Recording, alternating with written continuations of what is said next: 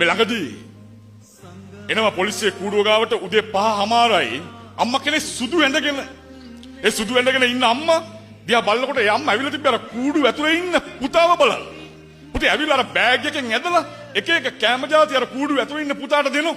එක එක නොයෙකුත් જાති කෑම જાති. මොනවද මේ කෑම වල තියෙන්නේ? පුතේ අර කිරිදානෙට ගිහිල්ලා එතනින් හම්බුණ කෙහෙල් ගෙඩිය, එතනින් හම්බුණ අර කිරි කෑල්ල කැවුම් ගෙඩිය පුතේ අරක ඔතාගෙන ඇවිල්ලා දුන්න මේ පුතාට. පුතේ අම්මා කියන්නේ අම්මට ගෙදර යන්න බෑ පොලිසිය කූඩුව ඇතුලේ පුතාව දාලා ගෙදර යන්න බෑ. එක දවසක් එක පුතෙක් උදේ පාන්දර අම්මා හදලා දෙන කෑම එකට බනිනවා. ඇයි ඒ කෑම එකේ තියෙන්නේ පොල් සම්බුලුයි බතුයි. මෙයා බනිනවා මට මේ ජරාවද කන්න තියෙන්නේ. බැනලා ඉස්කෝලේ යන්නේ අම්මට. අම්මා ඒත් පස්සෙන් ගිහිල්ලා අර පුතාගේ බෑග් එකට අර පොල් සම්බුලුයි බතුයි ඔතපු කෑම එක දානවා. මොකද අම්මා දන්නවා මේ පුතාට බඩගින්න එනවා කියලා අම්මා දන්නවා. පුතේ ඒ වගේම මේ පුතා ඉස්කෝලේ ගිහලා ඉන්නකොට අර වගේම බඩගිනි වුණා. මෙයා යාගේ යාළුවත් එක්ක අර කෑම එක බෙදාගෙන කනකොට මෙයාගේ යාළුවා කියනවා ඔයාගේ අම්මව මට ඊයේ හම්බුණා කියලා. පුතේ කොහෙදද කියලා අහනකොට මෙයා කියන ඔයාගේ අම්මව හම්බුනේ ලේදන් දෙන තැනකදී කියලා කියනවා. පුතේ කන කෑම එක කන එක නවත්තලා මෙයාට මතක් වෙනවා ඊයේ අම්මා වැඩට යනවා කියලා ගිහිල්ලා අම්මා ඉක්මනට ගෙදර ආවනේ. අම්මා එනකොට අම්මගේ අතේ හාල් කිලෝ 10ක හාල් මිටියක් තිබුණා. අම්මගේ අතේ තිබුණ මාළු පාන් ගෙඩියයි කිරි පැකට් එකයි අනේ පාඩම් කර කර හිටපු මට දුන්නා නේද කියලා මේ පුතාට මතක් වුණා. පුතේ හිතලා බලන්න පුතාට අමතක වුණාට හාල් මුට්ටිය බලන්න අම්මට මතක් වුණා හාල් මුට්ටිය හිඳලා කියලා. මේ පුතාට මතක් වුණා. ගෙදර හාල් තිබ්බේ නැති හින්දා ලේ ටික දන් දීලා එතනින් හම්බුන හාල් ටික ගෙනල්ලා නේද මගේ අම්මා පොල් සම්බුලුයි බතුයි එක්ක මේ කෑම එක දුන්නේ. හැම අර ලේ දන් දෙන කෙනෙකුට පුතේ කලන්ති දානවට දෙනවා අර කිරි පැකට් එකයි මාළු පාන් ගෙඩියයි. අනේ අම්මා ඒකත් කන්න නැතුව ඉනේ ගහගෙන ඇවිල්ලා මට දුන්න නේද කියලා මේ පුතාට මතක් වෙනවා.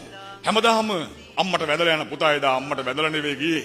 අර කෑම එකට වැන්දා. නලලට අත් දෙක තියලා කෑම එකට වැන්දා. ගෙදර ගිහලා අම්මයි කකුල් දෙක අල්ලලා වැන්දා කිව්වේ. අම්මේ මං කවදාවත් මගේ අම්මට සැරෙන් වචනයක් කියලා කෑ ගහන්නේ නැහැ කියලා. පුතේ අද වෙනකන් ඔය වචන සැර වුණා නම් අම්මගේ ඉස්සරහා. අදින් පස්සේ වචන නවතින්නේ. මොකද මේ ජීවිතේ දිනනකන් අම්මා බලාගෙන ඉන්නෝ.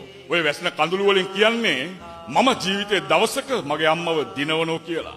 අර විශ්වවිද්‍යාලේ ගේට්ටුව ළඟට මගේ අම්මා එයි එක දවසක අම්මට තියෙන හොඳම ඇඳුම ඇඳගෙන. පුතේ හිතන්න අන්න එදාට කියන්න අම්මා හින්දා මම ජීවිතේ දින්න කියලා. මොකද අද මගේ යාළුවෝ අඳින ඇඳුම් දිහා මගේ අම්මා බලලා කියනවා ඇති මටත් ඒ ඇඳුම මගේ පුතාට අරන් දෙන්න තිබුණා නම් කියලා. නමුත් අම්මා ගාව සල්ලි නැතුව ඇති. හැබැයි පුතේ මම ජීවිතේ දිනපු දවසට මේ ලෝකේ තියෙන හොඳම ගවුම අරගෙන මගේ අම්මට අරන් දෙන්න මට පුළුවන්.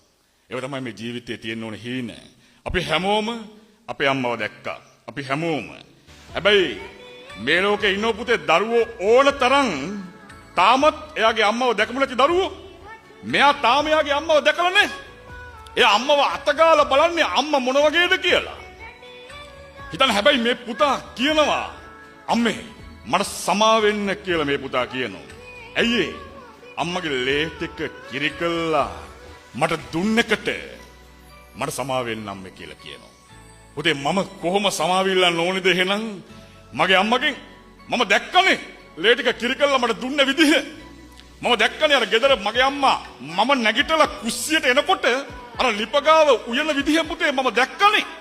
මම දැක්කනේ මේ ඉස්කෝලේ ගේට්ටුව ගාවට පයින් මාව එක්කන් ඇවිල්ලා මම ඉස්කෝලේ පන්තියේ වාඩි වෙනකොට මගේ අම්මා ගෙදර ගියේ පයින් අර පැලිච්ච කකුල් දෙක අල්ලලා එක පාරක් මට අහන්න හිතුණාද අම්මගෙන් අම්මේ ඔය කකුල් දෙක රිදෙනවද කියලා. පුතේ අහන්න හිතුණාද?